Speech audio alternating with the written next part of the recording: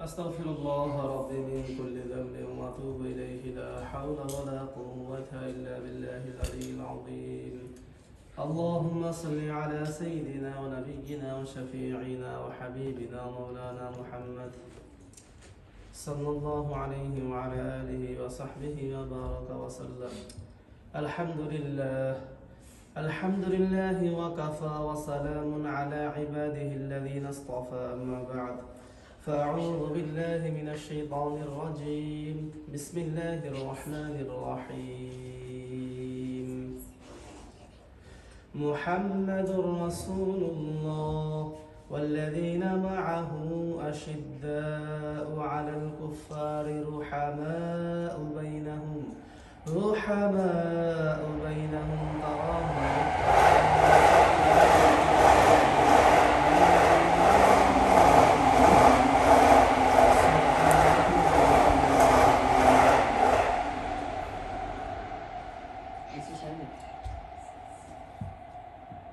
আলহামদুলিল্লাহ, সকল প্রশংসা আল্লাহ পাক রব্বুল আলামিনের জন্য,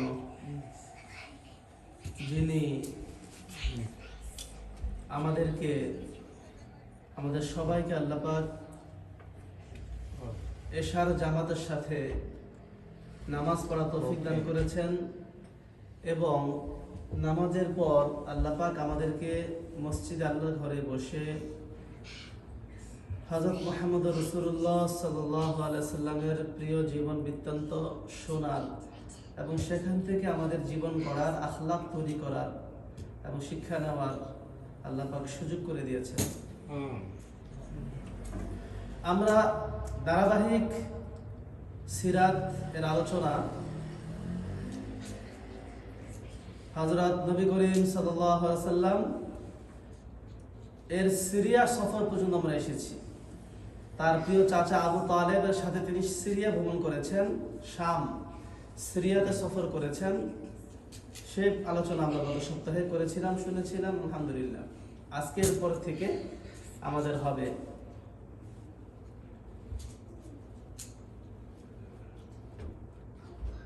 তো আজকের আলোচনা হলো যে হযরত নবী করিম সাল্লাল্লাহু আলাইহি সাল্লাম এর যৌবনে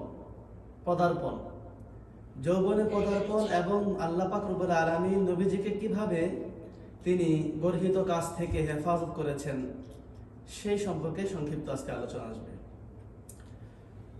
তো আমরা ইতিপূর্বে যে আলোচনা শুনেছিলাম, আলহামদুলিল্লাহ, এই জন্য একটু পুনরাবৃত্তি আমরা করতে চাই। সেটা হলো যে আল্লাহ রাসূল সাল্লাল্লাহু আলাইহি সাল্লাম কত বছর বয়সে তার আব্বা ইন্তেকাল করেন? 6 বছর। হ্যাঁ, 6 বছর। পেটে 6 মাস। হ্যাঁ, মাশাআল্লাহ, পেটের ভিতরে 6 মাস। তার মায়ের পেটে তখন তার বয়স হচ্ছে 6 মাস। তখন তার আব্বা আব্দুল্লাহ ইন্তেকাল করেন। খুবই দুঃখের বিষয় না? মানে জন্মের পরে আব্বাকে দেখেন নাই। এরকম বাচ্চা আছে না? অনেকে আছে আমাদের দুনিয়াতে, জন্ম পর আব্বাকে দেখে না, সে বুঝে কত কষ্ট। তার আব্বা নেই, সবার আব্বা আসে, হ্যাঁ, চকলেট কিনে দেয়, বাজারে নিয়ে যায় না, মসজিদে নিয়ে আসে সাথে করে বাবা সন্তানকে, খেলায় নিয়ে যায়, স্কুলে আনতে যায়। আমার আব্বা কোথায়? আমার আব্বা তো আসে না, চকলেট কিনে দেয় না। এরকম আল্লাহ রাসূল সাল্লাল্লাহু আলাইহি ওয়াসাল্লামের ছিল সময়টা। আমাদের নবীজির এই সময় কেটেছে।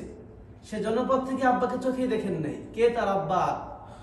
হ্যাঁ, কোথায়?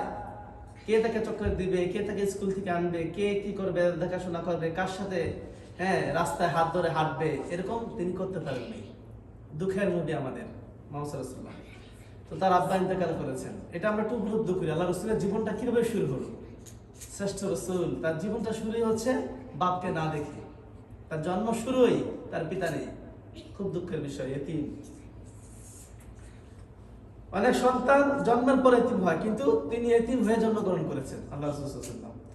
দ্বিতীয় আরেকটা ধাক্কা, আরেকটা ব্যথা, তার মা কত বছর বয়সে ইন্তেকাল করেছেন? 6 বছর বয়সে। মাত্র 6 বছরের বাচ্চা, খোকা, তিনি শিশু। তো 6 বছর বয়সেই তার মা ইন্তেকাল করলেন।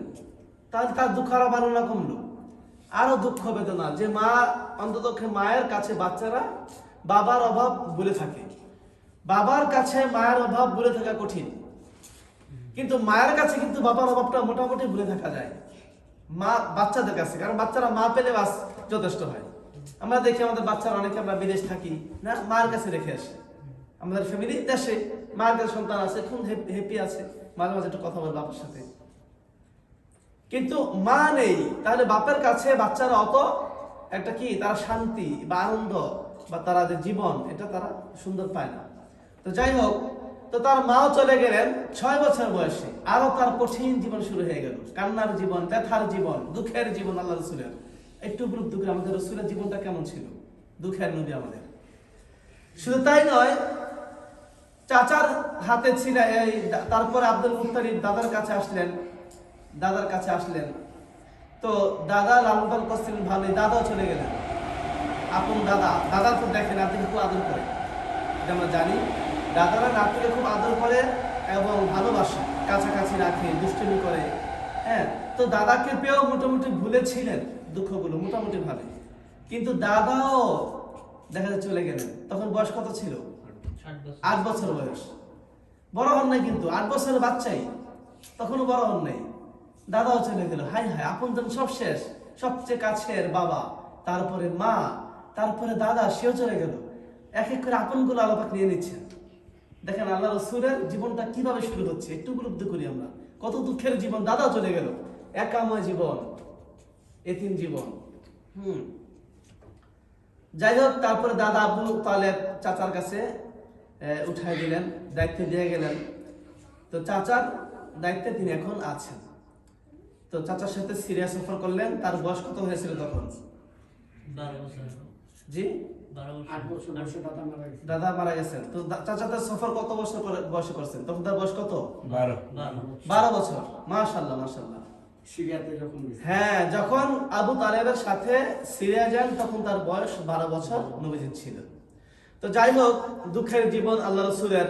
মা নেই, বাপ নেই, দাদা নেই, এখন চাচার কাছে তিনি আছেন। চাচা ভালোই দেখাশোনা করছেন, মোটামুটি ভালো, খুবই আদর করেন এবং আপন নিঃসন্তানদের থেকেও বেশি তাকে দেখাশোনা করেন, ভালোবাসেন। তো চলতেছিল, এখন পর্যায়ে চলতে চলতে আল্লাহ রাসূল সাল্লাল্লাহু আলাইহি ওয়াসাল্লামের বয়স যখন 15তে পদার্পণ করেন, কত বয়সে বসে? 15 বছরে তিনি যখন পদার্পণ করেন, পা রাখেন, তখন তাকে দ্বিতীয়বার সিনা চাক করা হয়, তার বুক ফাড়া হয়। তার বুক একবার ফেরেছিল না? তার বয়স তখন কত ছিল? কে বলতে পারে? 4 বছর। কে বলতে পারে? যখন মা হালিমা যখন প্রথমবার তার বুক একবার ফাড়লো না, ওয়াশ করলো, হ্যাঁ, কি করলো? সার্জারি করলো, অপারেশন করলো, ফেরেশতারা এসে। তার বয়স কত ছিল? 4 বছর। 4 বছর বয়স। মাশাআল্লাহ, 4 বছর বয়স ছিল। তো 4 বছর বয়সে একবার সিনা চাক হয়েছে, অপারেশন হয়েছে। এটা মোটামুটি জীবনে 4 বার হয়েছে। কয়বার? 4 বার এরকম সার্জারি হয়েছে আল্লাহ রাসূলের। কয়বার হয়েছে? 4 বার তার জীবনে সার্জারি হয়েছে, অপারেশন হয়েছে। 4 বার open heart surgery. Open heart surgery, একদম ওপেন, 4 বার। কোন রকমের কোনো কিছু, একদম ওপেন ফার্স্ট, কোনো এখানে অল্প কিছু সাইড পেট না, একদম মাঝামাঝিতে 2 বার করছে মুখ। এবার 4 বার হয়েছে। তো একবার হলো তার বয়স যখন 4 বছর বয়স, তখন তিনি মাঠে রাখাল বকরি চড়াচ্ছিলেন। তখন আমরা জানি এটা হয়েছিল হালিমা সাদিয়ার কাছে থাকা অবস্থায়। এই দ্বিতীয়বার আবার ওটা কেন করলেন? শৈশব, বাচ্চাপনা যে থাকে, বাচ্চাদের একটা বাচ্চাপনা, শিশুপনা, এইগুলো দূর করে দিলেন, এইগুলো থেকে নবীজিকে হেফাজত করলেন। দেখেন না, আব্দুল মুত্তালিব বলে কি যে সে বাচ্চা, কিন্তু তার চলাফেরা গাম্ভীর্যপূর্ণ, বড়দের মতো। তাকে সম্মান দিতেন আবু তালেব। আব্দুল মুত্তালিব দাদাও তাকে সম্মান দিতেন, আবু তালেব তাকে সম্মান দেন।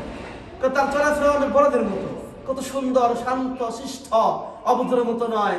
দৌড়াদৌড়ি, নাচানাচি, উরুস্সায় যেগুলো, এগুলো বাচ্চারা থাকবে, এটা দোষটা কিন্তু বাচ্চারা, এটা নেচে আল্লাহ পাক সৃষ্টিগত দিয়ে দিয়েছেন, নবী বলে তাকে হেফাজত করতেছেন, কারণ তার দ্বারা তো অনেক দায়িত্ব আছে এই জন্য। তো যাই হোক, এগুলো দূর করার জন্য, এটা আমাদের বাচ্চাদের জন্য দোষী নয়, কিন্তু নবীর আল্লাহ পাক একটা সিস্টেমে আনবেন, যিনি মডেল ছিলেন, এই জন্য আর কি। তো এই বাচ্চাপনা দূর করার জন্য সার্জারি করলেন 4 বছর বয়সে। তারপর এখন যৌবনে পা রাখবেন। যৌবন তো আরো গরম, ঠিক কিনা? যৌবন শুরু হয় কখন থেকে মানুষের? 12-13।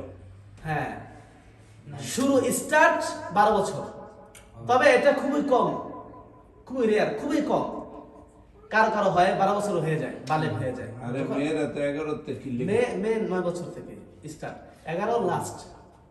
কোন মেয়ের 11 বছর হয়ে গেছে, 12 স্টার্ট হয়ে গেছে, এখন যদি বলে যে সে কি হয় নাই, তার পিরিয়ড শুরু হয় নাই বা সে বালেগা হয় নাই, মিথ্যা, ভুল। তার পিরিয়ড হোক বা না হোক, 12 বছরে পা রেখেছে, এখন সে বালেগা। এটা শরীয়তের হুকুম। নামাজ, রোজা, হজ, যাকাত, পর্দা সব ফরজ। 12 বছর হয়ে গেলে পিরিয়ড কেন হচ্ছে না? তার কোনো শারীরিক কোনো সমস্যা বা অসুস্থ হতে পারে এই জন্য। কিন্তু 12 বছর হয়ে গেছে, বাস সে বালেগা মহিলা। মেয়েরা স্টার্ট 9 বছর। 9 বছর আগে হবে না। 9 বছর আগে যদি পিরিয়ড শুরু হয়, অসুস্থ, এটা পিরিয়ড না, অসুস্থতা। 9 বছর হয়ে গেছে, স্টার্ট পিরিয়ড দেখা দিচ্ছে, তাহলে এটা পিরিয়ড, সে বালেগ হয়ে গেছে। তবে এটা খুব কম, রেয়ার।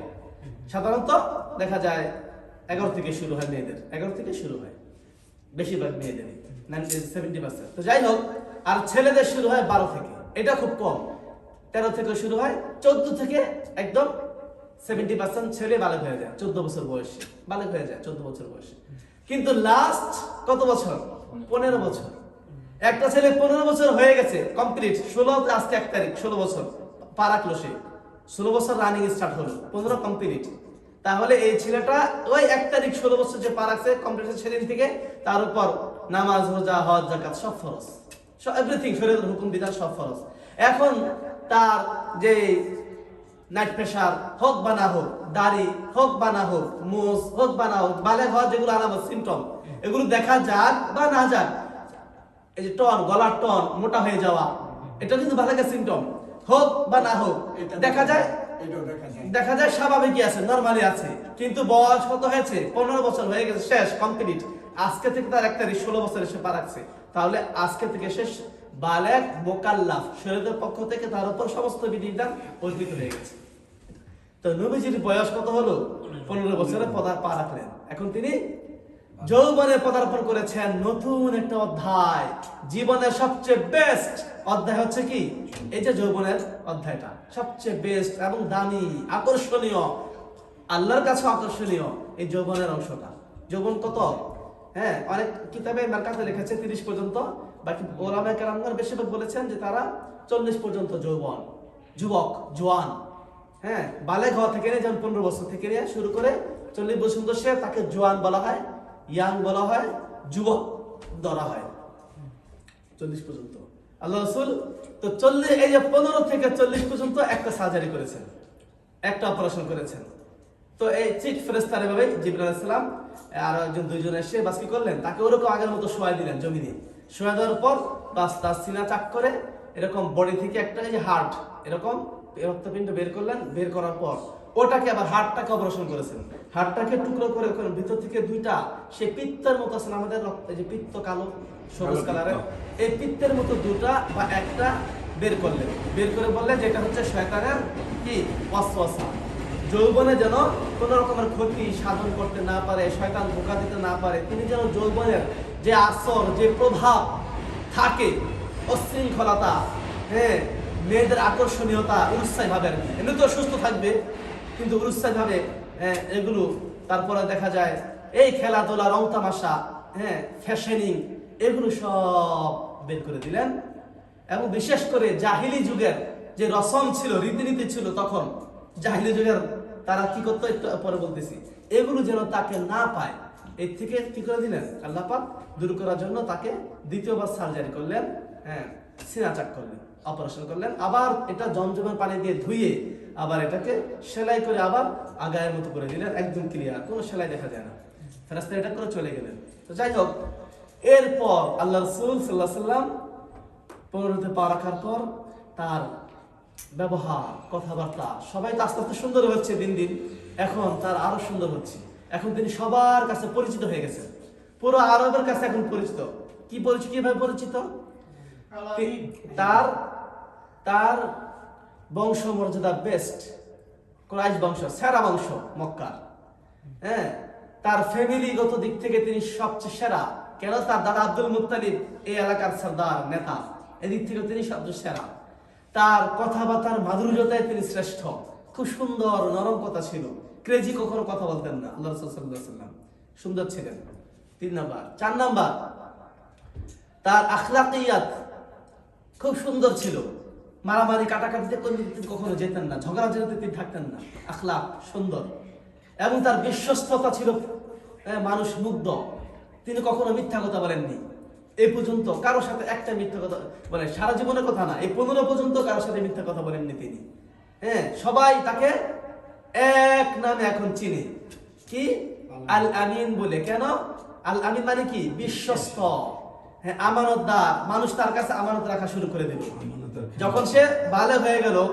মোটামুটি 15তে পদার্পণ করলে এখন একটা বুঝের মধ্যে আসছে। এই জন্য মানুষ এখন থেকে তার কাছে আমানত রাখে। কেউ টাকা পয়সা রাখে, কেউ কথা আমানত রাখে, কেউ জমির দলিল আমানত রাখে, কেউ রেহান বন্ধক রাখে, স্বর্ণ গয়না বন্ধক রাখে। কার কাছে? মুহাম্মদের কাছে রাখো, এর কাছে রাখলে নিরাপদ। আরো কারো কোনো বিশ্বাস নেই, সবাই মোহাম্মদ এর কাছে কি রাখতে যায়? আমানত রাখতে যায়। তবে মোহাম্মদ নামটা অত বলে না, আল আমিনের কাছে রাখো। আল আমিন কে? মানে বিশ্বস্ত ব্যক্তি একজনে, সে কে? মোহাম্মদ। এভাবে আল আমিন নামে তিনি প্রসিদ্ধ হয়ে গেলেন পুরো মক্কাতে, ওখানকার আশেপাশে এলাকাতে। হ্যাঁ, এভাবে আল্লাহ রাসূল সাল্লাল্লাহু আলাইহি ওয়াসাল্লাম তিনি প্রিয় হয়ে গেলেন। তো একটা ঘটনা কিভাবে আল্লাহ পাক হেফাজত করলেন, যে তিনি নবীজি বললেন যে আমি বাল্যকালে ছোট বয়সে, অর্থাৎ এই 15 কাছাকাছিতে আমরা কয়েকজন ছেলে মিলে কিছু পাথর নিয়ে খেলা করছিলাম। খেলা করার পর দেখা যায় আমাদের সিস্টেম ছিল যে আমরা লুঙ্গি খুলে পাথরগুলো নিয়ে কাঁধে করে বহন করে নিয়ে যেতাম, বাচ্চারা যেটা করে আর কি। তো আল্লাহ রাসূল কি করলেন? লুঙ্গিটা খুলে তাদের সাথে এভাবে পাথর বয়ে নিয়ে যেতে লাগলেন। তখন তিনি বলেন যে অদৃশ্য থেকে কেমন যেন মনে হলো আমাকে একটা ঘুষি মারলো, এটা আঘাত করলো আর কি, এমন মনে হলো। এবং একটা আওয়াজ আমি শুনতে পেলাম যে তুমি লুঙ্গি পড়ো, লুঙ্গি হীন অবস্থা কেন আছো? তো সাথে সাথে লুঙ্গি পড়ে দিল। এভাবে তিনি ঘটনা বলেন। আবার অনেকে বলেছেন এই ঘটনাটা মূলত কাবা নির্মাণের জন্য। যখন কাবা পুনরায় নির্মাণ করা হয়, চাচা আব্বাস রাদিয়াল্লাহু তাআলা আনহুর সাথে তিনি কাজ করতেছিলেন, তখন এর সামনে আসবে, তখন এই ঘটনা ঘটেছে। এটা অনেকে বলেছেন। তো যাই হোক, একটা ঘটনা তিনি বলেন আল্লাহ পাক হেফাজত করলেন যে উলঙ্গ হওয়া থেকে তাকে হেফাজত করেছেন। তিনি আর উলঙ্গ হন নাই জীবনে কখনো। আবার কেউ বলেছেন যে ওটা সামনে আসবে আর কি। আর একটা ঘটনা হলো যে তিনি কোনোদিন কখনো কি করেন নাই? তিনি শিরিক করেন নাই, শিরকের মধ্যে যান নাই, কোনোদিন শিরিক করেন নাই। দেখা যায় একবার যায়েদ ইবনে হারেসা সে নিজে একটা মূর্তি তৈরি করলো। হ্যাঁ, দেব মূর্তি সে বানিয়েছে। তার নাম হচ্ছে কি? আসাফ। সেই মূর্তিটার নাম হলো আসাফ এবং নায়লা মূর্তিটার নাম। তো সে এটা নিজে বানিয়েছে। বানানোর পর মক্কা কাবা ঘরের পাশে রেখে দিল। তো যখন মক্কার মুশরিকরা কুরাইশরা হজ করতো, তোয়াফ করতো কাবা ঘরকে, তখন ওইটাকে তোয়াফের সময় একটু স্পর্শ করতো মূর্তিটাকে। তো যায়েদ ইবনে হারেসা স্পর্শ করে। এমনি একদিন আল্লাহ রাসূল সাল্লাল্লাহু আলাইহি ওয়াসাল্লাম এই আল্লাহর কাবা ঘরটা তোয়াফ করতেছিলেন, তার সাথে যায়েদ ইবনে হারেসা ছিল যে মূর্তিটা বানিয়েছিল। তো দেখা যায় যায়েদ ইবনে হারেসা ওই তোয়াফের সময় ওই মূর্তিটাকে আগের মতো স্পর্শ করলো মুশরিকদের সাথে। তো আল্লাহ রাসূল এটা দেখলেন, দেখার পর বললেন যে যায়েদ, তুমি মূর্তিকে স্পর্শ করো না, এটা ঠিক না, এটা কিছুই না, শুধু এটা গর্হিত কাজ, তুমি এটা করো না। তখন যায়েদ ইবনে হারেসা দ্বিতীয়বার আবার করছে। তো আল্লাহ রাসূল একটু রাগ হয়েছে, বললেন যে আমি তোমাকে এটা নিষেধ করিনি, তোমাকে তো নিষেধ করা হয়েছে এটা করতে, কেন করছো বারবার? এভাবে আল্লাহ রাসূল বললেন। তো যায়েদ ইবনে হারেসা বলেন যে আমি জীবনে কোনোদিন আল্লাহ রাসূলকে কোনো মূর্তিকে সামনে মাথা নত করা দূরের কথা, মূর্তিকে স্পর্শ করতে দেখিনি, হাত লাগাতেও দেখিনি, কোনোদিন দেখিনি। হ্যাঁ, তবে কখনো তিনি কোন একটা এই মুশরিকদের মেলা হতো বা দেখা যায় মুশরিকদের এই আয়োজন হতো মাঝে মাঝে। তো এই মাঝে মাঝে তিনি ওখানে যেতেন, ওখানে মূর্তিও থাকতো মাঝে মাঝে ওখানে। দেখা যায় একবার না দুবার তিনি গেছিলেন। তো যাওয়ার সময় তো দেখা যায় পিছনে দুজন ফেরেশতা তার পিছিয়ে বলাবলি করতেছে যে এই যে দেখো, এই যে মুহাম্মদ আল্লাহর রাসূল, শ্রেষ্ঠ রাসূল, তিনি শুনতেছেন। বলেন চলো আমরা মুহাম্মদের পিছিয়ে যাই, তার সাথে সে কোথায় যাচ্ছে। আরেক ফেরেশতা বলে যে না, তার সাথে আমরা কিভাবে যাই? সে যখন মূর্তির কাছে যাচ্ছে, মূর্তির এখানে আয়োজন হবে, ওখানে সে দেখতে যাচ্ছে, তো তার সাথে আমরা যেতে পারি না। হ্যাঁ, তাই আমরা কি তার সাথে যাব না। এই কথা শোনার পর তিনি ওখানে রুকে গেছেন, ওখানে তিনি বিরত হয়ে গেছেন, তিনি আর সেই মজলিসে যান নাই। এবং সেদিনের পর থেকে কোনোদিন আর কোনো মজলিসে আল্লাহ রাসূল অংশগ্রহণ করেন নাই। এটা আল বিদায়া ওয়ান নিহায়াতে উল্লেখ করেছেন এই ঘটনাটা। তো এইভাবে আল্লাহ পাক রব্বুল আলামিন আমাদের রাসূল হযরত মুহাম্মদ রাসূলুল্লাহ সাল্লাল্লাহু আলাইহি ওয়াসাল্লাম কি করেছেন? হেফাজত করেছেন। তো এমন একটি ঘটনা আল্লাহ রাসূল বলেন যে আমি একবার মক্কার বালকদের সাথে হ্যাঁ এভাবেই বকরি চলাচ্ছিলাম মক্কার বাহিরে বকরি চলাচ্ছিলাম, অনেক দূরে এসেছিলাম। তো সেখানে রাত্র হয়ে গেছে, তো আমি রাত্রে আবার ওখানে মক্কাতে কি হয়, গান বাজনা আয়োজন হয়, দব বাজায়, নাচানাচি করে হালকা মক্কাবাসীরা, মুশরিকরা। তো আল্লাহ রাসূল বলেন যে আমিও তাহলে সেখানে যাই। ওখানে আবার যুবক বাচ্চারা, বয়স কিশোর বয়সের বাচ্চারা ওখানে বসে হ্যাঁ আনন্দ করে, গান শোনে, তো গল্প গুজব করে, আড্ডা মারে, যেটা আর কি বাচ্চা কিশোর 15 বছর বয়স না, ভালো হয়ে গেছে। তো এই সময় তিনি বললেন তার সাথী ব্যক্তি যে ভাই তুমি আমার ছাগলগুলো দেখো, আমি একটু মক্কা থেকে ঘুরে আসি, কিশোরদের সাথে আমি একটু আড্ডা মারি আসি, গানটা শুনে আসি, তোমরা আমার এই বকরিগুলো দেখো। বলে ঠিক আছে তুমি যাও মোহাম্মদ, আমরা দেখবো। তখন যেই কথা তিনি গেলেন, মক্কাতে ঢুকে দেখলেন যে কিসের যেন আওয়াজ হচ্ছে, দব বাজনার আওয়াজ, ঢোল আওয়াজ, হ্যাঁ একটু বাজনা বাজানোর আওয়াজ, গানের আওয়াজ। বলেন এটা কি হচ্ছে? বললো যে এখানে বিয়া হচ্ছে, বিয়াতে গান বাজনা হচ্ছে, আনন্দ হচ্ছে। আচ্ছা, তো তিনি সেখানে বসে গেলেন, দেখবে বাচ্চাদের সাথে কিশোরদের সাথে বসে গেলেন। তো বসার পর আল্লাহ পাক তাকে এমন ঘুম দিলেন, এক ঘুমে ফজর শেষ। বলেন যে সূর্য আমার চোখে পড়ছে, তারপর আমার ঘুম ভাঙছে। মানে এই যে গান বাজনা বা শোনা এবং দেখা, আল্লাহ পাক কানের ভিতরে কি করে দিলেন, আটকে, ঘুমালে কিন্তু কানে শোনে না, বন্ধ করে দিলেন এবং চোখেও দেখেন নাই। তো এক ঘুমে এগুলো থেকে আল্লাহ পাক তাকে হেফাজত করলেন, আল্লাহ রাসূল সাল্লাল্লাহু আলাইহি ওয়াসাল্লামকে গর্হিত কাজ থেকে। তো এভাবে আল্লাহ পাক তাকে কি করেছেন, হেফাজত করেছেন, তিনি গান বাজনা থেকে বিরত রেখেছেন, শুনেন নাই। তো যাই হোক, আজকে তরফে তো আল্লাহ আমরা জানতে পারলাম যে আল্লাহ রাব্বুল আলামিন, আল্লাহ রাসূল সাল্লাল্লাহু আলাইহি ওয়াসাল্লাম এর বয়স যখন 15 হয়, যৌবনে পদার্পণ করেন, তখন আল্লাহ রাব্বুল আলামিন তাকে হেফাজত করেন এবং তার দ্বিতীয়বার তার সিনাচাক করেন এবং তার উত্তম চরিত্র গুণাবলী ফুটে ওঠে সমাজের ভিতরে, এবং মানুষ তাকে আল আমিন বলে ডাকতে শুরু করে। এমনিভাবে অনেক গর্হিত কাজ থেকে, শিরিক থেকে এবং নাচানাচি গান বাজনা থেকে এবং অশ্লীল কাজ থেকে আল্লাহ পাক তাকে হেফাজত করেছেন, আল্লাহ রাসূলকে। আমরা ইনশাআল্লাহ কি করব, এই ধরনের শিরিক এবং কোন জায়গায় মূর্তি, আমাদের যে হিন্দুরা কাজ করে, যেখানে গান বাজনা করে না, অনুষ্ঠান করে, দুর্গা পূজা করে, এই পূজা করে, আমরা সেখানে কিন্তু মুসলমানরা যাই, বাংলাদেশে যাই বিশেষ করে, এগুলোতে যাওয়া উচিত না। এগুলো শিরকে সমর্থন করা বোঝায়। যারা এই সমস্ত অনুষ্ঠানে যোগ দেয়, এগুলো কি বুঝতে, আমরা কি বললাম, আমরা বুঝাচ্ছি যে ভাই তোমরা যেটা করছো সেটা রাইট, আমি তাহলে কেন গেলাম, কেন তাকে গেলাম আমি সেখানে, এটাই তো প্রমাণ করা যে তোমরা যেটা করছো এটা রাইট, আমি দেখতে যাচ্ছি, কিছু বলছি না, সংশোধন করছি। এই দ্বারা তারাও কি উৎসাহিত হচ্ছে যে আরে মুসলমানরা আমাদের কাছে আসছে, তাহলে আমরা এটা কেন করবো না। আজকাল তো বাংলাদেশে এক শ্রেণীর লোক বলে যে ধর্ম যার যা, উৎসব সবার। হ্যাঁ, ওটা তো আছেই, ওটা লাকুম দিনুকুম ওয়ালিয়া দিনের বাংলা, বাংলা এটা আমাকে প্রধানমন্ত্রী কয়। এটা তো আছে স্লোগান, এটা নতুন না, এটা তো অনেক আগের স্লোগান। এবং লাকুম দিনুকুম ওয়ালিয়া দিন, এটা বলার পর কি বলে, বুখারী শরীফ, এটা বুখারী শরীফ, বুখারী শরীফের হাদিস। ওই যে বুখারী শরীফ শুনতে শুনতে শুনতে শুনতে অনেক সব বলে বুখারী শরীফের, কোরআনও দরকার নেই, কি দরকার নাই, কোরআন দরকার নেই। হ্যাঁ, আমাদের প্রধানমন্ত্রী মনে এরকম বলছিলেন নাকি জানি না, এরকম একটা শোনা গেছে। যাই হোক, আল্লাহ পাক হেফাজত করেন। ধর্ম যার যার, উৎসব উৎসব সবার, এটা তো সবাই বলে, এটা তো সবাই বলে, প্রধানমন্ত্রী সবাই বলে। হ্যাঁ, পুরান ঢাকায় প্রথম এটা করেছিল অনেক আগে। হুজুর একটা প্রশ্ন, তো শেষ। তো যাই হোক, আল্লাহ পাক আমাদের সবাইকে আল্লাহ রাসূল সাল্লাল্লাহু আলাইহি ওয়াসাল্লাম এর আখলাক থেকে আমাদেরকে আখলাক শেখার তৌফিক দান করেন। আল্লাহ রাসূলের উত্তম আখলাক, আদর্শ আমাদেরকে আল্লাহ পাক দান করেন। আমিন। সুবহানাল্লাহি ওয়া বিহামদিহি।